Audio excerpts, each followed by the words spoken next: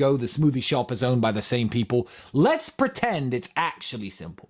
Let's pretend Coca-Cola is one drink and it's a company that pays $1 million a day in taxes to the Israeli government. Let's pretend Starbucks is a coffee shop that's registered in Israel as a company and it pays $1 million every single day to the Israeli government. Let's pretend it's black and white simple, okay? Well, if you boycott them and their revenues fall in half, then they only donate $500,000 a day to the Israeli government, which funds obviously the Israeli war effort. I would say the Israeli genocide myself. And if things were that simple, what kind of difference would it make? So you are the Israeli army. You get $1 million a day, $2 million a day, $1 million from Coca-Cola, $1 million from Starbucks, and you're waging your genocidal war. The money's cut in half because of the boycotts. Okay, what do you do next? Well, who funds these campaigns? Who funds the military in Israel? The American taxpayer. But not just the American taxpayer, the American Federal Reserve. And where do they get money from? They make it up. They conjure it into existence. The money it needs to carry out its genocide is always going to be there.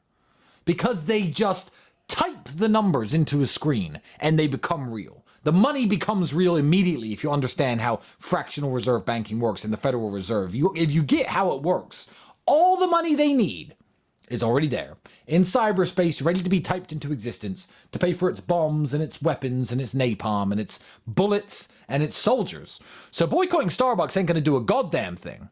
However, the shift in public consciousness that has happened, even people like Piers Morgan are now calling out Israel and what they're doing. And him and my brother had a mighty clash about this on day one. Well, the cultural shift is what stops Americans from saying, I'm going to give money to this state. I'm going to fund this further.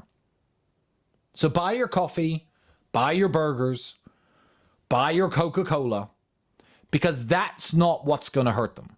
Talking about the problem is what's going to hurt them. Just as I would speak openly against any genocide anywhere in the world, against any person. I'd speak openly against genocide being committed against Israelis just as much as I would Palestinians. I'm an anti-genocide person. And that's my political standpoint. People think I'm crazy? Well, I'm not. Speaking of Donald Trump, I got a few questions about him and his family on X.